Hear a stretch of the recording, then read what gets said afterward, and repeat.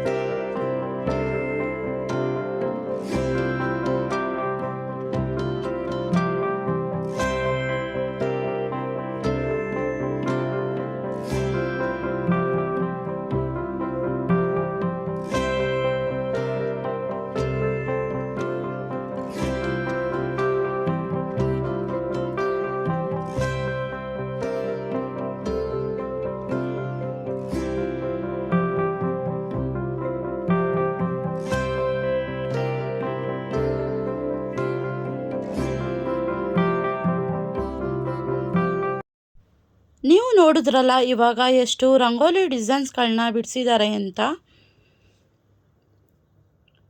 I hope ಈ ಡಿಸೈನ್ಸ್ಗಳು ಹಾಗೆಯೇ ಈ ರಂಗೋಲಿ ಸ್ಪರ್ಧೆ ನಿಮಗೂ ಕೂಡ ಇಷ್ಟ ಆಗುತ್ತೆ ಅಂದ್ಕೊಂಡಿದ್ದೀನಿ. ಇದಾಗಿತ್ತು ಗುರುವಾರದ ವಿಡಿಯೋ. ಹಾಗೆಯೇ ನಿನ್ನೆ ಶುಕ್ರವಾರದ ವಿಡಿಯೋನೂ ಕೂಡ ಸ್ವಲ್ಪ ಮಾಡ್ಕೊಂಡಿದ್ದೀನಿ. ಶುಕ್ರವಾರ ಆಗಿರೋದ್ರಿಂದ ಇವತ್ತು ನಾವೇ ಗಣಪತಿಗೆ ಪೂಜೆನ ಮಾಡಿಸ್ತಾ ಇದ್ದೀವಿ. ಗಣಪತಿಗೆ ಹಾರಗಳು ಮತ್ತು ಹೂವು, ಪೂಜೆ ಸಾಮಾನುಗಳು, ಹಾಗೆಯೇ ಗಣಪತಿಗೆ ಅಂತ ಕಡುಬು ಎಲ್ಲನೂ ರೆಡಿ ಮಾಡ್ಕೋತಾ ಇದ್ದೀವಿ. ನಾವೇನೇ ನಮಗೆ ಯಾವ ರೀತಿ ಹೂಗಳು ಬೇಕೋ ಅದೆಲ್ಲ ತಗೊಬಂದು ಮನೇಲೇ ಒಂದು ದೊಡ್ಡ ಹಾರನ ಮಾಡ್ಕೋತಾ ಇದ್ದೀನಿ. ಸೇವಂತಿಗೆ ಹಾಗೆಯೇ ಬಟನ್ ರೋಸ್ ಇದ್ರ ಜೊತೆಲಿ ಒಂದು ಆ್ಯಪಲ್ನ ಹಾಕಿ ಈ ರೀತಿ ಹಾರನ ಕಟ್ಕೋತಾ ಇದ್ದೀನಿ.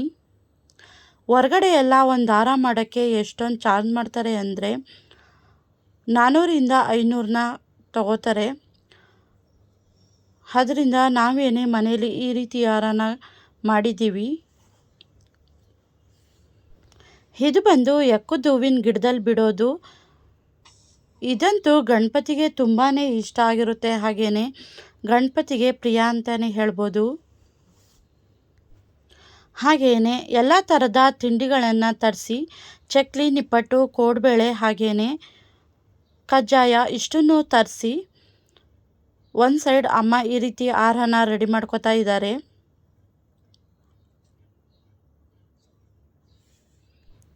ಪ್ರತಿ ಸಲನೂ ಈ ರೀತಿಯಾಗಿ ನಾವು ಗಣಪತಿಗೆ ತಿಂಡಿ ಹಾರಗಳನ್ನ ಹಾಕಿ ಪೂಜೆನ ಮಾಡಿಸೋದು.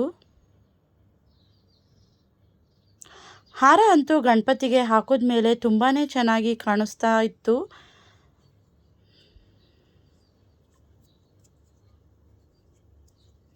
ನೋಡಿ ಯಾವ ರೀತಿ ಹಾರನ ಮಾಡೋದು ಅಂತ.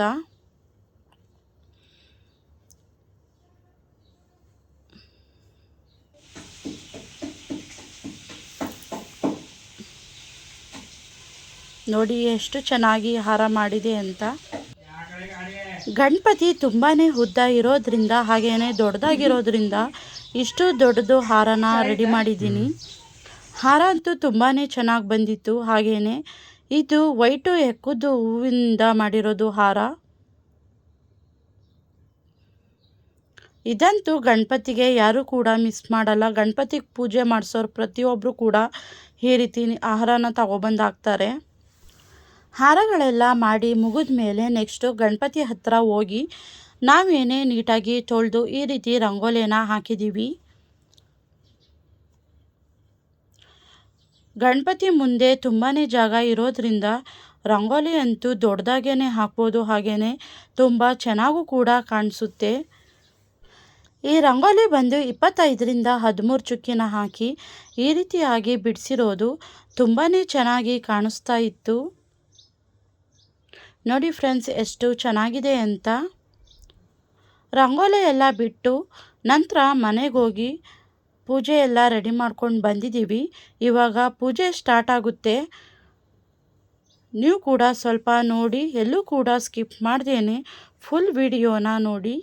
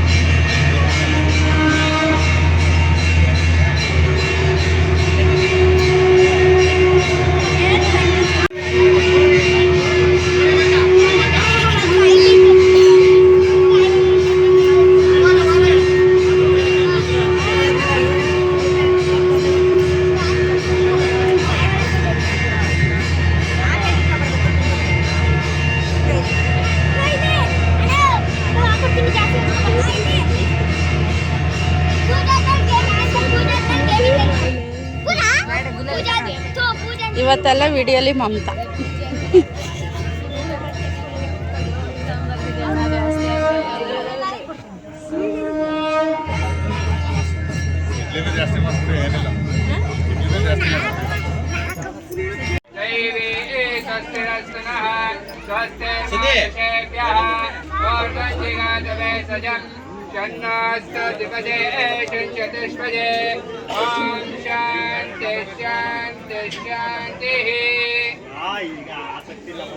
ಶಾಂತಿ.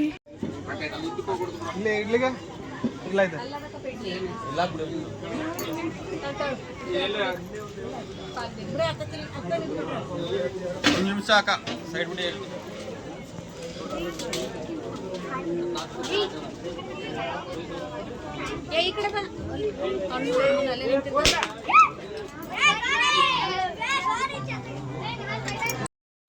ಪೂಜೆ ಎಲ್ಲ ಮುಗಿದ ಮೇಲೆ ಇವತ್ತು ಪ್ರಸಾದಕ್ಕೆ ಅಂತ ಇಡ್ಲಿ ಹಾಗೇನೆ ಸಾಂಬಾರ್, ಅದ್ರ ಜೊತೆಗೆ ಉದ್ದಿನ ವಡೆನೂ ಕೂಡ ಮಾಡಿಸಿದ್ವಿ. ದಿನಾನೂ ಅಷ್ಟೇ ಈ ರೀತಿಯಾಗಿ ಡಿಫ್ರೆಂಟಾಗಿ ಏನಾದರೂ ಒಂದು ಪ್ರಸಾದನ ಯಾರ್ಯಾರ ಮನೇಲಿ ಪೂಜೆ ಮಾಡಿಸ್ತಾರೆ ಅವರೆಲ್ಲರೂ ಕೂಡ ಈ ರೀತಿಯಾಗಿ ಪೂಜೆ ಆದಮೇಲೆ ಒಂದು ಡಿಫ್ರೆಂಟಾಗಿ ಪ್ರಸಾದನ ಮಾಡಿಸಿ ಕೊಡಿಸ್ತಾರೆ.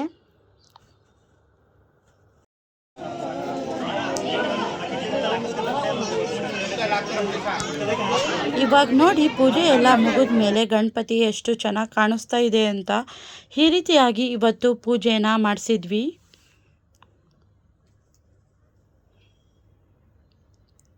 ಹಾಗೆಯೇ ಗಣಪತಿಗೂ ಕೂಡ ತುಂಬಾ ಚೆನ್ನಾಗಿ ಅಲಂಕಾರನ ಮಾಡಿದ್ರು.